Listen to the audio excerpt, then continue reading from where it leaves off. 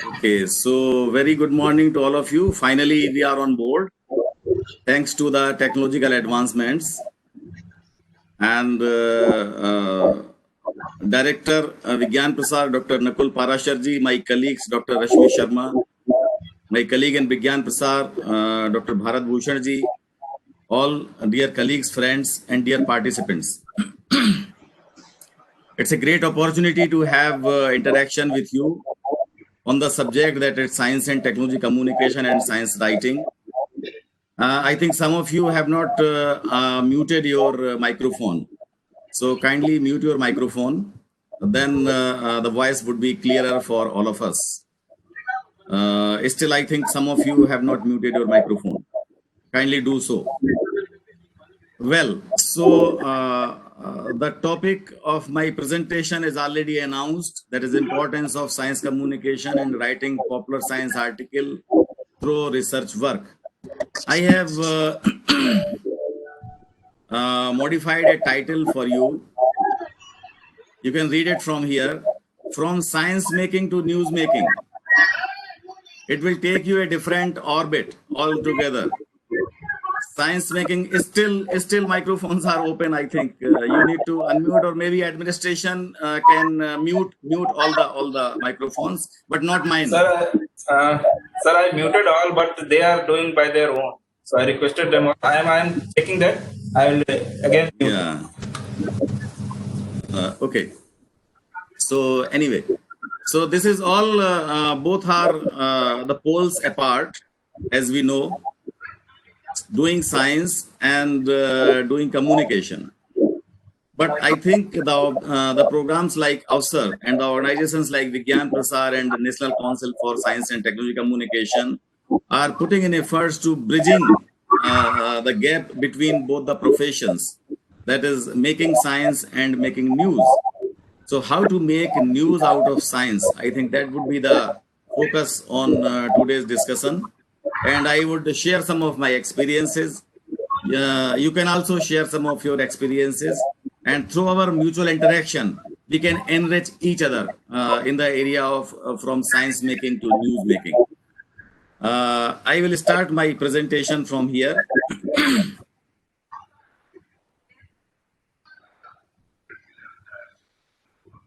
Of course, most of you and mainly those who are AWSAR awardees, they have a background in scientific research, but many of the science communicators, they don't have.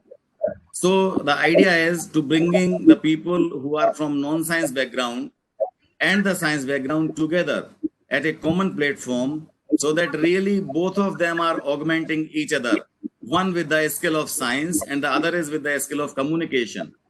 Eventually, the scientific person can also develop the knowledge of communication. At the same time, the person who is well versed in communication also gets some sense of science. So this is how this all about, and how we are trying to bridging this gap between science, communication, and eventually with the society. So it is three pronged strategy. So how to strengthen our scientists to communicate well, how to strengthen our communicators to communicate science well, to access science from the scientists, and both of them, how they can connect the science in a better way to the society, so that most of the problems faced by the society can be addressed with the intervention of science and technology. Not only that, this also offers a two-way kind of communication. Whatever maybe our local people, they also have some wisdom. They also have some native wisdom. They have some innovative ideas. So these ideas can also reach through this networking to the scientists, to the scientific laboratories, so that the solutions can be arrived at. So this is how we are trying to bring together a two-way kind of communication, bottom up and up to bottom. So this is, I think, the all techniques, whatever we are going to discuss over here, I think will help us to how to go about it. This slide, it says the crux of science communication, science writing, and science popularization. It says, it is a quote by Dr. Samuel Johnson, who was a philosopher long back. and who says knowledge is of two kinds. One, we know a subject ourselves, or two, we know from where we can find information about it. So in science communication, although for the programs like OSER, the first statement is important, we know a subject ourselves.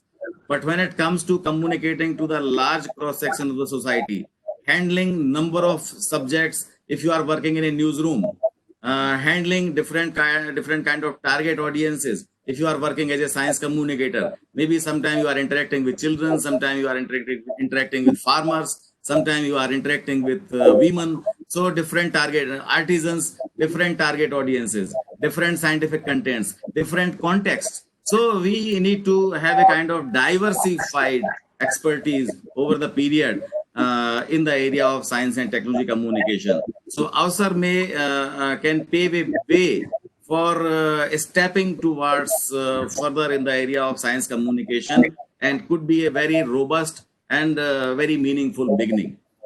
But for the point of, as I said, those who don't have the scientific background, at least if they know from where the scientific information, desired scientific information can be accessed. So that is also equally important, knowing science. So knowing science is important, but more important is how to know science, how to access science, and what are the best resources to access the science.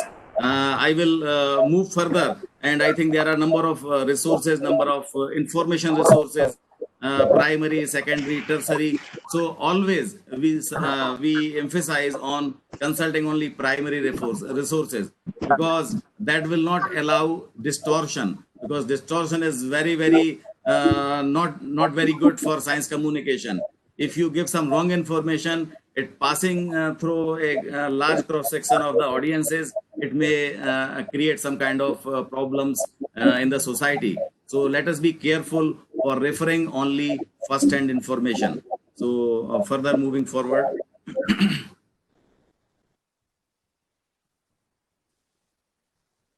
If you look at science communication perspective from the world around, I think they have different kind of connotations for science communication, like having fun of science communication, or maybe something like explorations, or they have many some these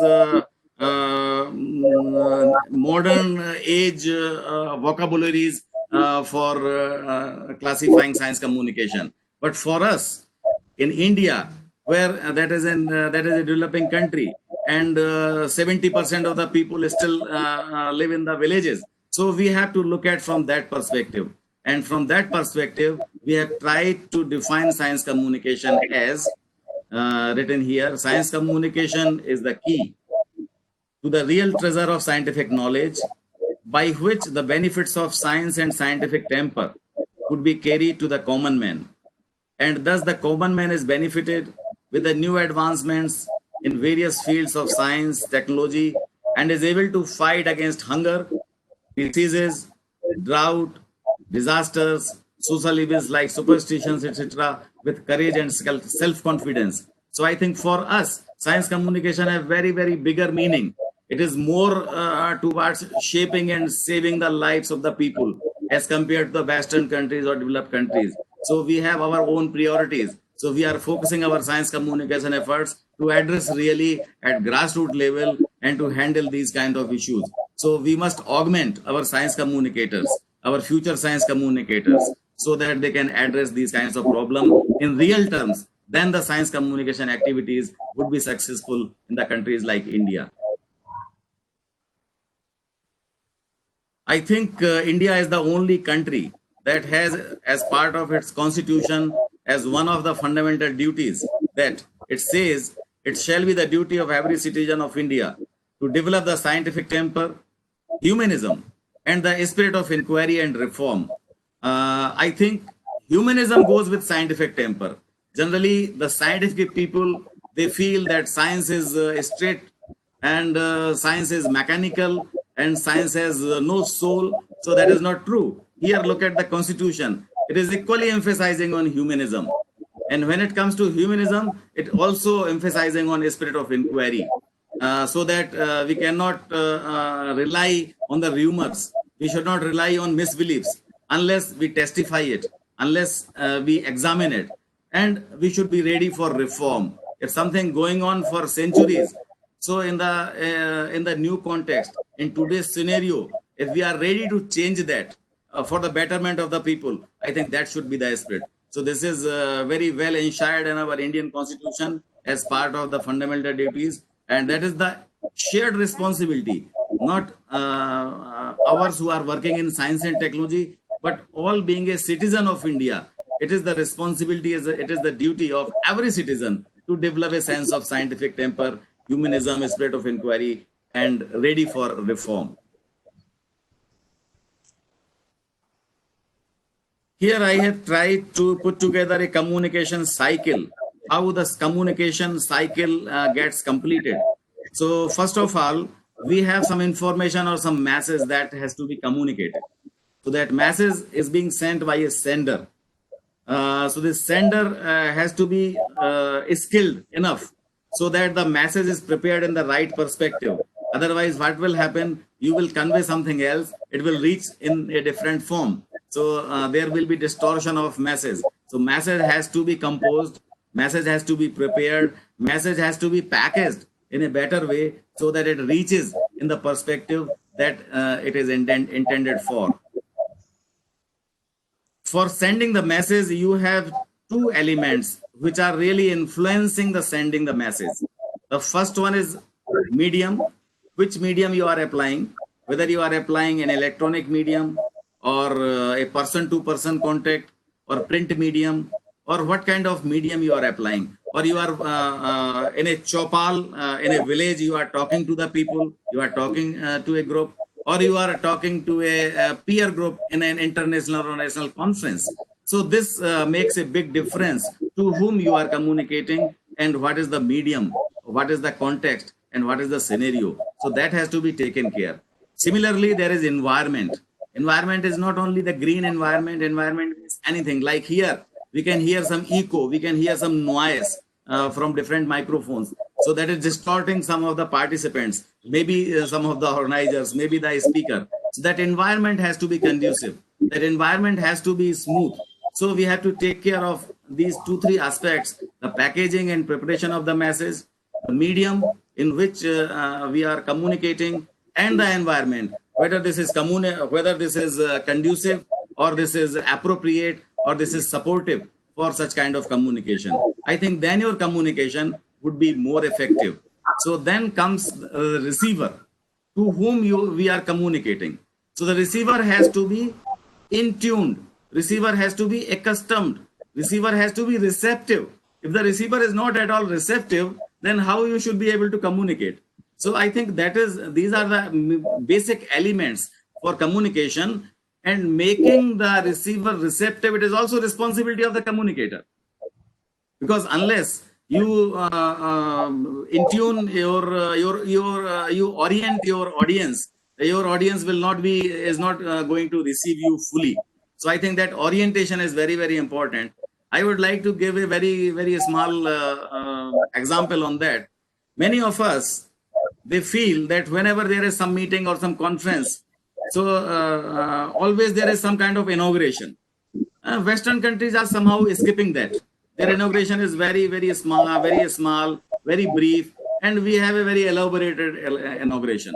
So what is this inauguration all about? In my opinion, this inauguration is fine-tuning the minds of the audience, setting the tone, orienting them. Okay, this is going to happen. So they have to be accustomed for listening and receiving the messages which are to be conveyed by the experts. This inauguration, in my opinion, may not be that longer one. Maybe a medium inauguration is very, very important for orientation of the people. Like it happened in this program also. Dr. Nakul Parashar has set the tone. Dr. Rashmi Sharma has explained various aspects of the Avsar program with very interesting examples. Dr. Bharat Bhushan has also given some answers to some questions. This is setting the stage, setting the tone. So this is also required for communication. Only then you can come to the point. Then your audience would be more attentive and more receptive. Then it also has number of stages: receiving, then understanding, then assimilating, then responding, analyzing. So lot many other nitty-gritties are also involved. So I think if you know as much as you can, I think that is good enough. Then comes the understanding, as I said. After understanding you must be ready for getting the feedback from your audience. Unless you get the feedback, you will not be able to analyze, you will not be able to modify your future communications. So I think when the feedback comes to you and you modify your future communications accordingly, only then this communication cycle gets completed. So this is, I think, the basic element to understand whenever you are doing any kind of communication in science and technology. As I said in the beginning, many countries, they have their own systems of objectives, own sets of objectives for science communication. But we in India, what objectives we think for science communication to address? Number one, to motivate youngsters to develop an excitement towards science and to take up scientific research as a career. As you know, as a matter of fact, there is a declining interest in scientific education and scientific research. So the Department of Science and Technology have come up a number of programs and activities to really infuse this kind of spirit amongst our youngsters so that they can take up science education and eventually take up scientific research as their career. So this is also job of science communicators and science communication to ignite that kind of spirit amongst the young students, young scholars, and our younger generation. To develop journalistic skills to safeguard public interest at large. Generally, what happens? What is the role of journalist? Journalism is considered to be the fourth estate of our society. This fourth estate role is as a watchdog, as an information provider, as an entity to look at from the upstairs, the holistic view, and review the things, whether it is going on the right way or going astray. So this is the job of journalism. But what happens, as I said sometime, that the scientists, they consider that whatever they have written, whatever they have given, it has to be published verbatim. But that is not the case. Journalism and journalistic skills and journalistic profession, it requires certain kind of creativity, and that creativity many a times is not appreciative to the scientists, because what happens, the journalists, they do some kind of tidbits, twisting some information, because they are in the business of selling news, they are in the business of making news. So unless our scientist understands this culture of the journalist, I think they will not be appreciative of the journalist, what they are doing in the newsrooms. At the same time, for instance, the scientists, they are working in the area, in the laboratory, and who knows whether it takes 5 years, 10 years, 15 years, even more for coming out for a solution. But at the same time, the journalist has only 1 hour, 15 minutes, 2 hours, not more than that, to file a story to respective media house, be it print or be it electronic, TV center or radio or whatever. So this is the cultural difference. I think both of them must understand. When the understanding is developed, I think the things would be more smoother, because both the journalist and the scientist are the major player in science communication. So they have to be in harmony. So the job of science communication and science popularization is also to develop these journalistic skills so that the twisting may be minimized, so that this kind of distortion can be minimized or maybe avoided. So this is how we can look for having a new generation army of these scientifically trained journalists who can eventually communicate science better through newsrooms, through media houses. To spread science and technology awareness and inculcate a scientific and technological temper. I think that is very, very important. That is really coming for the social reforms. How deeper we can reach to the society, how wider we can reach to the society, how we can connect science to the end user of our country, end user of the society. So this is also job of science communication, for which we have different kinds of formats, different kinds of activities, and that is going to be augmented further, so that we can really connect through various these modules and methods science to the end user of the society. So that is also one of the objectives of science communication, not only the scientific information, but the spirit of scientific temper and technological temper, innovativeness. That is also job of science communication, because we know that the scientists are created because of science communication. Science is created because of science communication. As a matter of fact, number of science fiction stories were written long back, and based on these science fiction stories, new scientific projects have come up,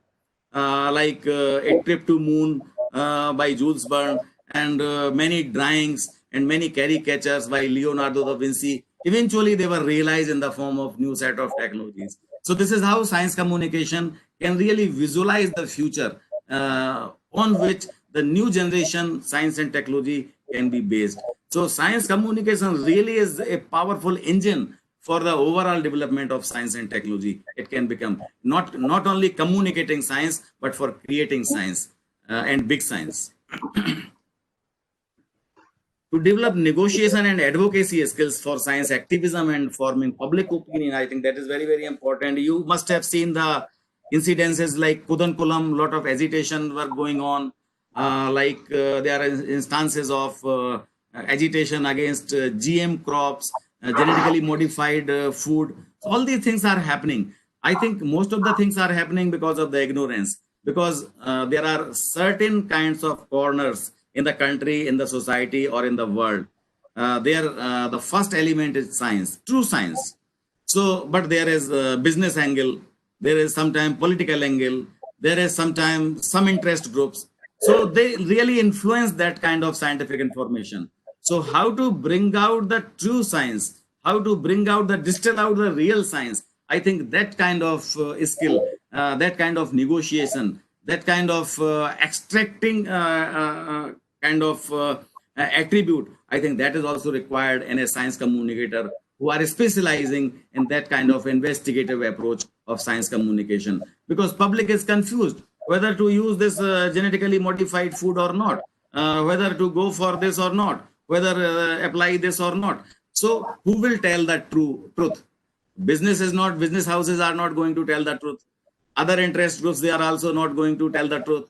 The truth only comes from very balanced and very realistic science communicators and science popularization experts and people. So I think this is one of the objectives of science communication and science popularization. And being a science communicator, you are shouldering a very, very robust responsibility on your shoulders, and really you will be doing and you will be contributing in a big way and great service to the nation and to the society.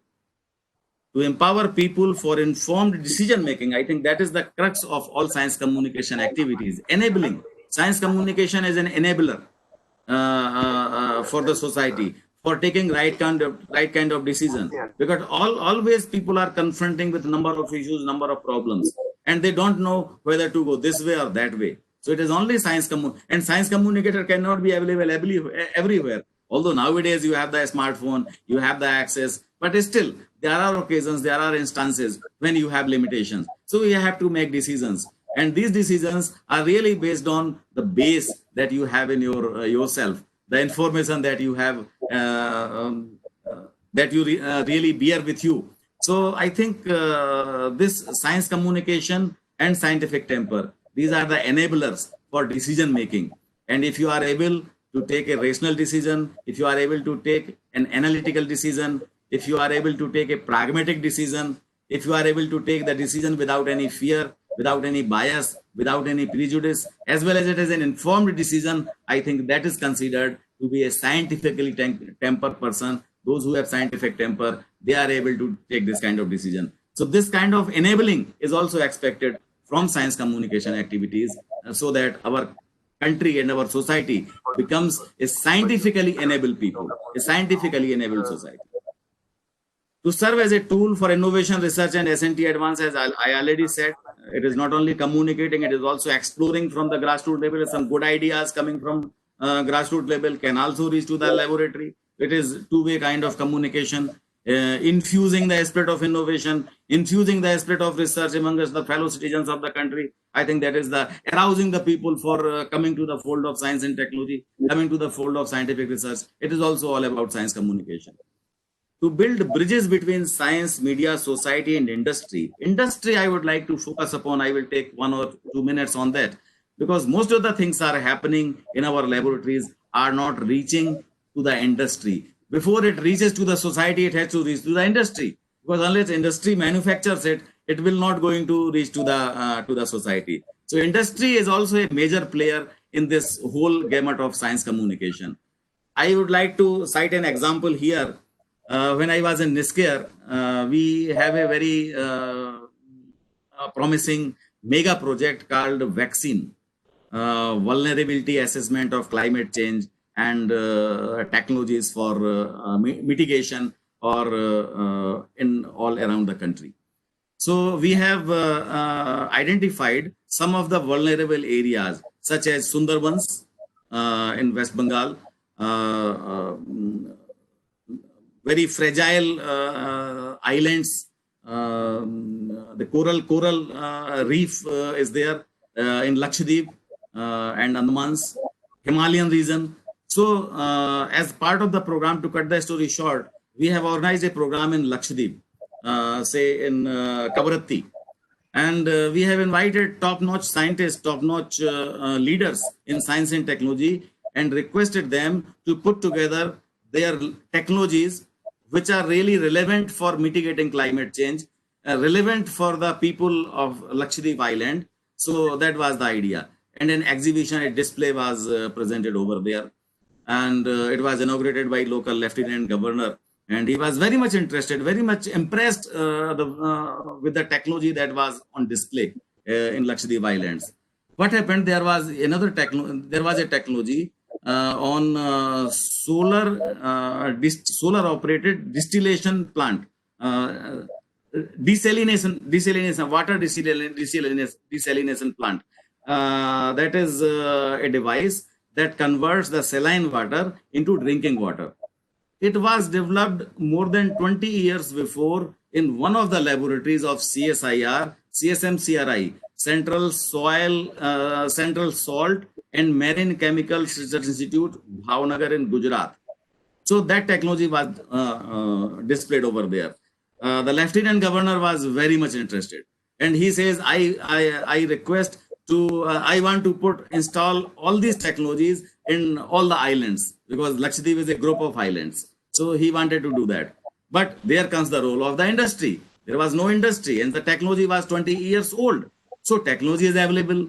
People are ready to get the technology. So how this technology really reach to the people who are really in the need of that technology? This is not happening. I think there is a big role of science communication and science communicators to, I think, motivate, to convince the industry to come forward, to, I think, convince the laboratory to somehow develop a kind of networking with the industry people.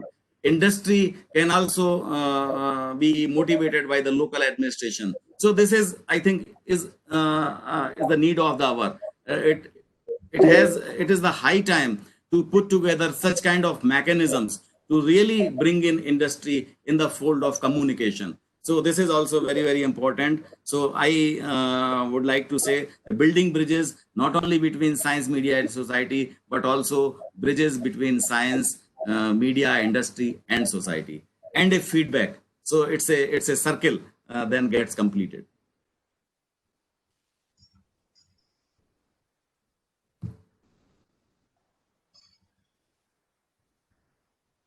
What happened? It is not moving forward.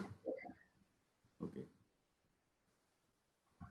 India enjoys a very good communication ecosystem. Let me summarize here. We have something like 22 regional languages which are approved by the constitution, 100 plus local dialects. So I would like to emphasize here, when we want to communicate science, connect science to the people at large, it is not only Hindi and English, but all these 22 languages, all these even in dialects, if we are able to communicate, that would be the best way.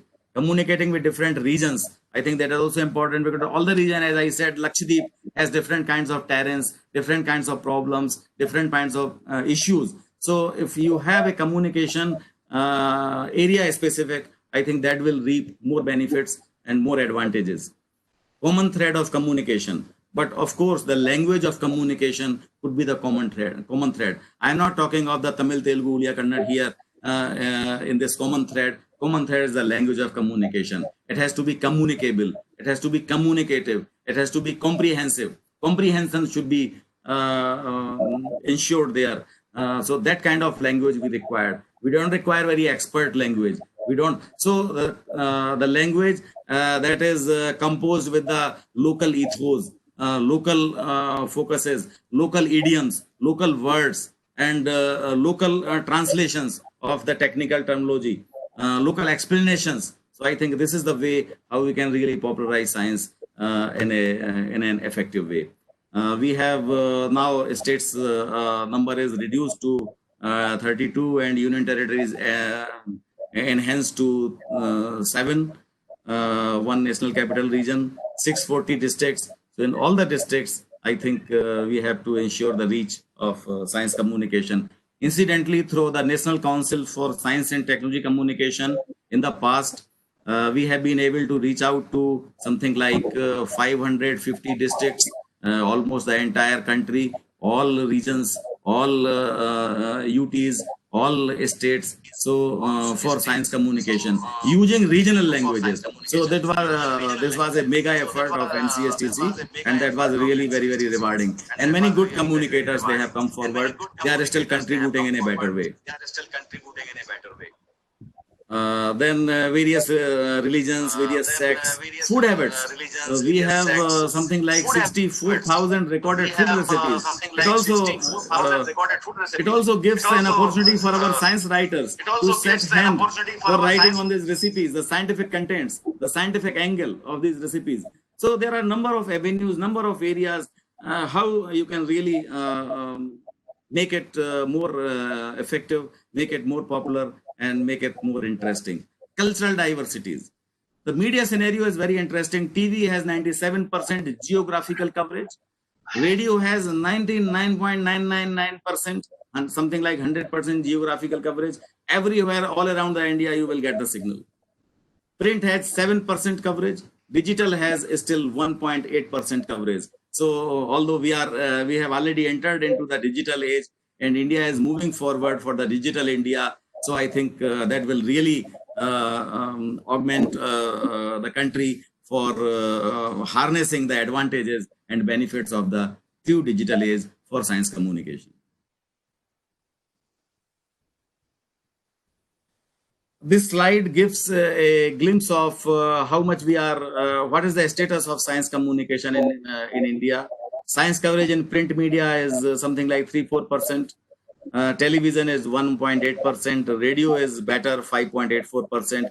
But we have, as a resolution of the Indian Science Writers Association, to have something like 10% science coverage. So it is our shared responsibility of all the communicators, all the writers, to enhance this 3.4% to something like 10%. And I think all the Avsar awardees and eventual science writers, they will be able to fulfill this expectation.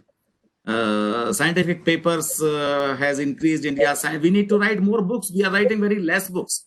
Not only in Hindi, English, but regional languages, more books are required. And we are spending something like 1 rupee per capita on science communication. That has to be enhanced manifold. And it comes to something like 0.1% of GDP. It has to be enhanced substantially. Here is a glimpse of what we were able to accomplish over the period. I would like to mention here Bharat Jan Vigyan Jatha 1987. It was a kind of mixed media approach. People, a great conglomerate, and people used to go in groups in village to village, educate people, deliver lectures, display some slideshow, and ask them, respond to their questions on water, cleanliness, general health and hygiene. It was a wonderful experiment. It also needs to be replicated in the modern area with the modern multimedia technologies available. Bharat Jan Gyan Vigyan Jatha was organized in 1992 with NCSTC. Mano Ka Vikas radio serial, that was the beginning of serials in science and technology. After that, Vigyan Prasar has taken lead and now working wonderfully for connecting science to the masses, not only in Hindi and English, but also in regional languages. National Children's Congress was born in 1993, yet another platform for developing the spirit of inquiry and the method of science amongst the children. Science exhibition Agrasar was organized in India Gate launch. Indian Science Communication Congress is a platform, yet another platform for promoting research in science communication. That started in 2001. Every year it is organized. Indian Journal of Science Communication is still continuing, and it also offers a platform for publishing research papers in science and technology communication. Year of Scientific Awareness was observed in 2004, and many such accomplishments, Science Express, Vigyan Rail, and many media, folk media, cultural, digital, alternative, all were experimented for science communication. And there is a need for multimedia efforts, as I said now.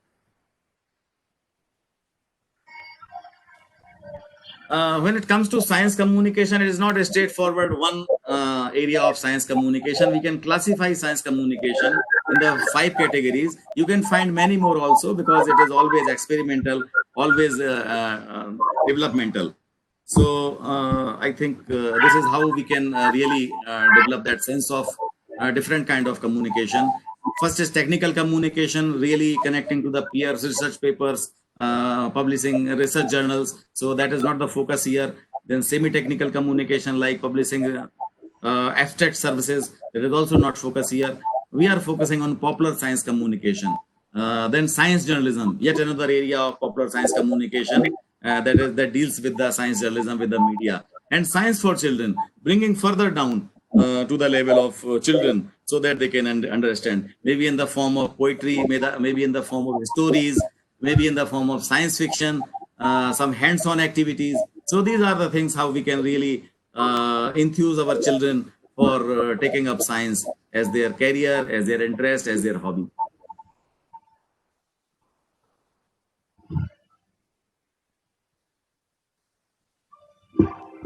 Now, if you want to attempt for science communication, I think you have to take care of all these 5 elements, 5 points. You have to identify the topic. Here, our Avsar awardees, they have the topic chosen, already selected, but they can again go for a narrow title within their, a narrow subtitle within their title. Languages, you have to select the language of your choice. But here, I think the choice is for Hindi and English, but you can also on your own opt for other regional language where you find comfortable.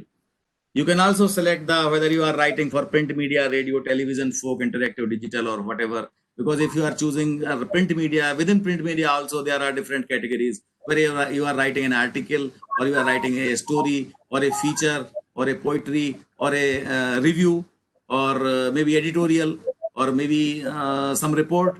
So you have to identify whatever you are going to write. Then to whom you are writing, whether you are writing common men, children, farmers, women. So all you have to take care of. Then you have to select the format, whether you are writing a news story, report, article, feature, as I said in the beginning. So once you are clearer in your mind that to whom you are writing, what you are writing, which media you are applying, who are your target audiences, what format you are going to write, I think things would be more effective and more appropriate when it comes to popular science writing and popular science communication. In my opinion, I have given these 5 elements of science communication. Unless these 5 elements are not there, they do not qualify to be a science piece. They do not qualify to be a science story, in my opinion. There has to be some scientific content. Many things are coming in the media about science, but there is hardly any science. So I always emphasize there has to be some science content. Then language has to be simple, comprehensible to the common man. If you have any technical term, you have to explain in your own language. Like for example, I would like to give an example because time is, I think, running very fast. In biotechnology, that is my area of interest. There is a term called satellite DNA. If you look at the dictionary, satellite is Upagrah, DNA is DNA. Okay, so you most likely you are going to write Upagrah DNA, but that is not the case. That is not appropriate. Many people, you are going to confuse them. We are going to confuse them because they may consider that whether this DNA, satellite DNA, whether it has come from satellite, it is found in satellite, or what is to do with satellite. But those who are in biosciences, they can understand that satellite DNA is a fragment of a DNA that combines the fragment of DNA of one organism to the fragment of DNA of other organism. So this is how this satellite DNA is all about. So instead of writing upgrade DNA or satellite DNA for common audience, I think we need to write a fragment of DNA that connects the DNA of one organism to the other organism. I think this simplicity or this explanation has to brought out very clearly and very effectively. Only then we can convert the complex science into common man's science. So de-jargonization of science, I think that is the need of the hour. Some people think that jargon is also important. Of course, jargon, but it takes longer. So till they understand, till they accustomed with the technical jargons, I think we need to communicate in the simple language. And that is the beauty of a science communicator. How you coin your own explanation, how you define the term in your own language. I think this is the way how we can make science more lucid, more common man friendly. So that is the objective, and that is the really crux of science communication. How and why it needs to be explained. Because if you are taking information from somewhere, then how it is going to impact, how it is going to affect, and why it is happening. Analyzing is also your contribution to that perspective. Information you have generated, you have plethora of information. So where I say generally, science is not an issue. Science is available in abundance. Communication is the issue. How do we communicate? So I think the emphasis should be on communication here.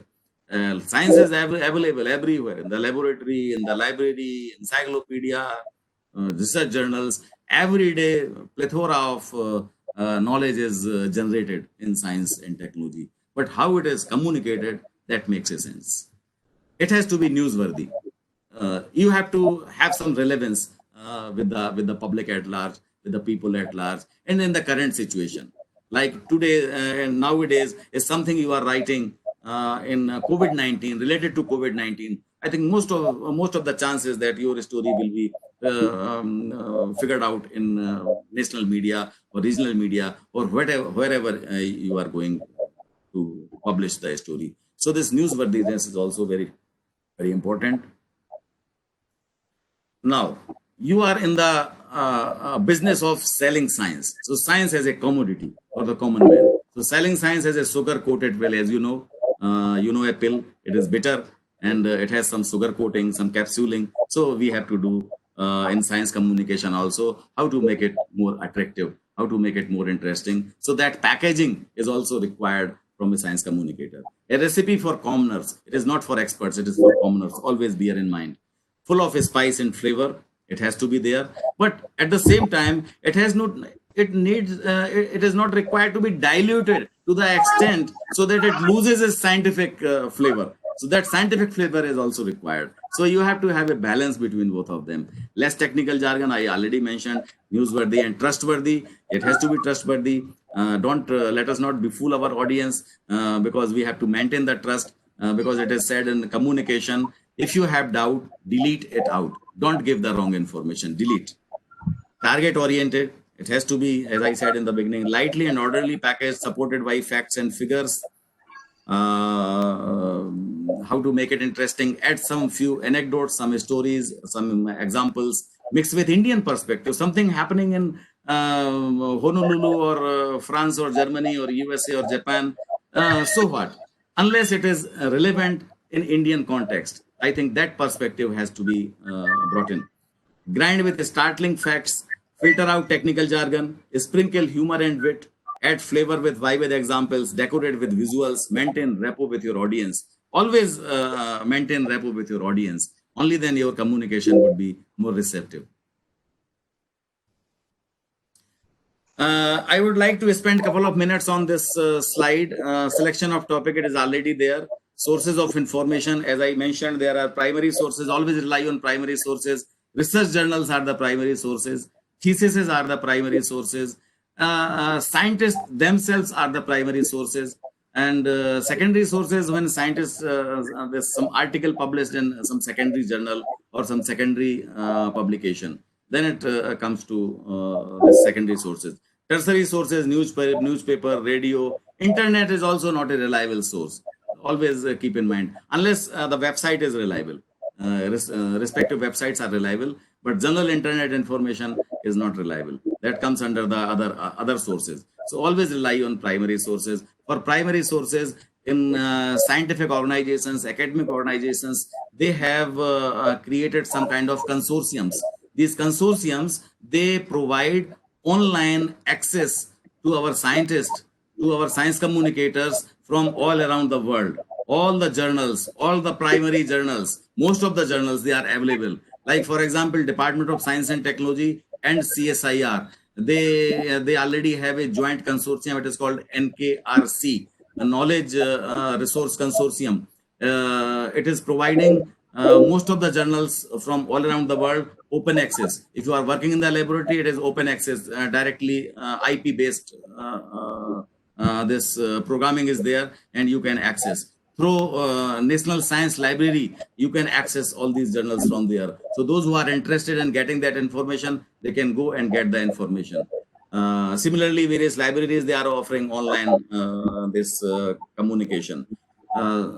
So like Nature, Current Science are the primary journals. But the Science Reporter and Vigyan Pragati, they are the secondary sources of information. So these are some of the examples. And newspapers, they are the tertiary sources. So all these media are the tertiary sources.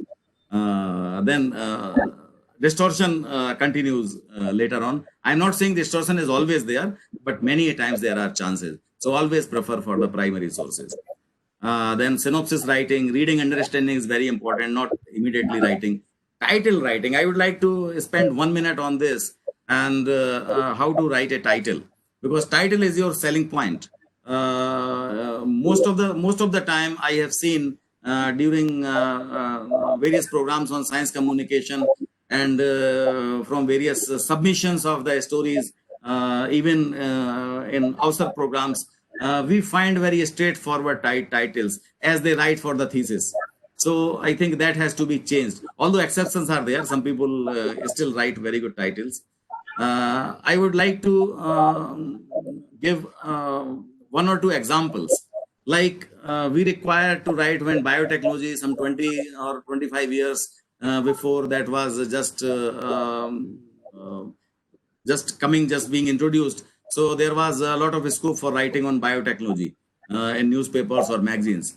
So one of my colleagues, he wrote an article in a magazine, and mostly people will write the benefits of biotechnology or cloning or something like blah blah, or जैव प्रौद्योगिकी के चमत्कार, something like that. But what he wrote, I would like to tell you in Hindi first. The title was विधाता के धंधे में बंदे का दखल. I would repeat, विधाता के धंधे में बंदे का दखल. There is no biotechnology, there is no scientific jargon, because when you bring in the scientific jargon, it is repelling. When you make it lucid and interesting, it is attracting. So let us make our writing attracting. During this total solar eclipse, number of stories, number of TV programs were produced. So one of the stories that was ring ceremony in the sky. You see, rather they can say this diamond ring or something like that. Hindi में there was a title, सूर्य आज छुट्टी पर है.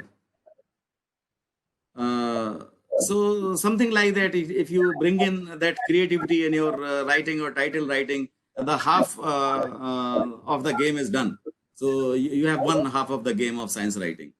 Then similar to title writing, you have to enter into your article intro writing. Intro has to be very, very interesting. Intro is like your drawing room that you keep very, very nicely, and all attractive. All things are very well placed in order. So I think that needs to be required for writing an intro. Same pattern has to continue in the main body, then developing the subject, bringing in the dynamism, bringing some conceptual clarity that is not generally available in scientific contents. So you must explain that.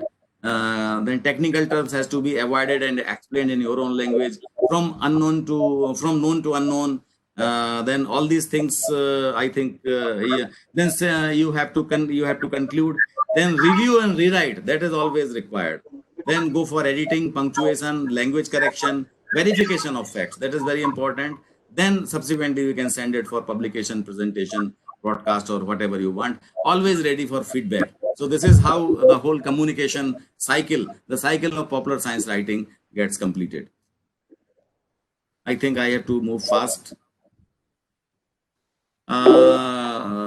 Sometime back, we have started number of courses on science communication, long-term courses leading to MSc in science and technology communication, degree, diploma, science journalism, medium-term courses, short-term courses, specialized courses. Recently in NISCARE, we have started PhD in science and technology communication and MSc in science and technology communication. And surprisingly, it has become very, very popular programs, both of them over the period of 2-3 years. We also started one online course, the world's first online course on science journalism. You can see every day the average hits from all around the world we are getting. It is available online from iscos.org. Research we must promote, because for any profession, any academic area, we have to have research. Unless we have the research, we will be lagging behind. So in India, the primary objective should be on research on science communication, science writing, and all these things. We have taken some initiatives. These are required to be further strengthened and move forward. This I mentioned in the beginning, journalists and scientists, they don't share very good relationship between each other, because they always tensed, eyebrows are raised. So I mentioned in the beginning, there has to be I think there is a need for bringing them together, and they should be in harmony. For this is in the interest of better science communication in the country. Some of the new initiative we have envisioned, like science communication through cultural events, science communication through digital media, and all these things. Some of them have already been done, and some of them are being picking up, like Wikipedia in Indian languages. NCSTC is working. We have started on COVID-19 Year of Awareness on Science and Health YASH program. We are looking forward for a very wonderful activities all around the country for addressing this pandemic, and similarly promoting health and risk communication. Various awards are available for, if you are venturing into science communication, science writing. You can also fetch some national awards on various aspects of science communication. International cooperation we are already working upon, and recently we had one ASA-INSA program on share communication, and again we are planning to have one in the near future. And I think with various channels you should be able to get the information, and you are welcome to participate. Incidentally, through NCSTC, we have organized in 2010 with at 4 places in India, attracting something like 1,500 people from all around the world, including 71 countries, including students and younger participation. Yet another program was organized on hands-on science international event in Gujarat, in Ahmedabad, Science City. I think these are our ways how we are promoting science communication from local to global and global to local for the entire benefit of the people at large in the country. Science Express is yet another example of public science communication that traveled around the country in a big way. Some examples of science communication activities all around the world, and these are some of the ideas how we can integrate science communication activities. Science and media interaction may be promoted. Science content through Indian missions abroad. We have started one science diplomacy project when I was in NISCARE. The idea is the best Indian science reaches to non-English speaking countries in their own language. Similarly, the best science of these countries that also reaches to the Indian scientists. So this is how we can bring a connect between the top class science from India and abroad, and from abroad to India in various foreign languages. To begin with, we had started in Japanese and other language. Still, I think there is scope for working upon. Some activities we can take up in future, joint programs, research policy, science and eventually developing a scientific culture in the country. I have classified various activities in public good, private good, strategic good, societal good. Public good means information resources, infrastructure, management and governance, support services, strategic good, science diplomacy, science policy, international cooperation, leadership skills and science communication.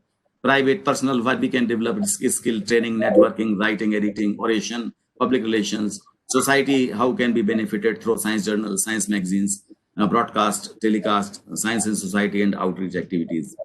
I am coming to the conclusion. This is the bridge I wanted to emphasize on between science, media, communication, journalists, and also with the industry. This is the whole graphical presentation of the science communication and how science writing and science popularization can really enhance SNT coverage in mass media, and eventually people at large are going to be benefited.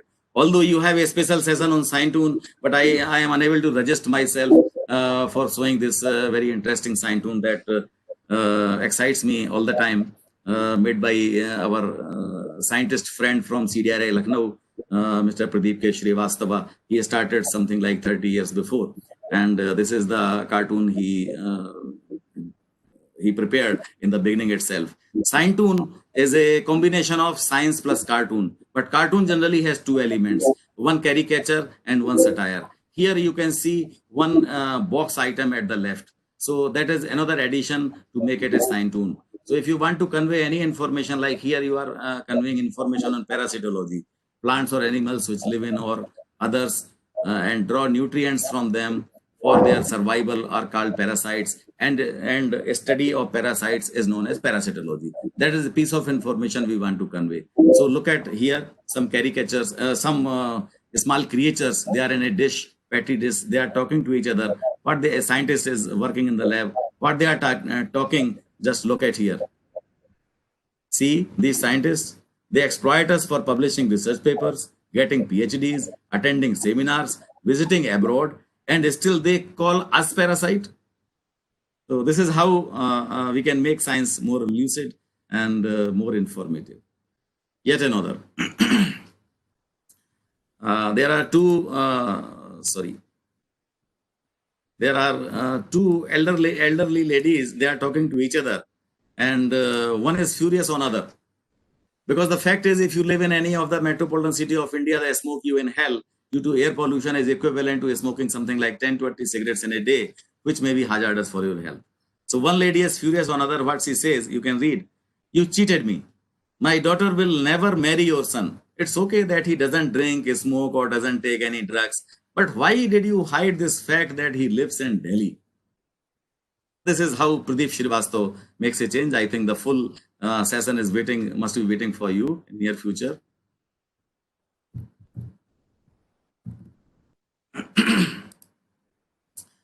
So this is the last slide. I would like to conclude with a statement by quotation by Gautam Buddha that he has given 400 BC.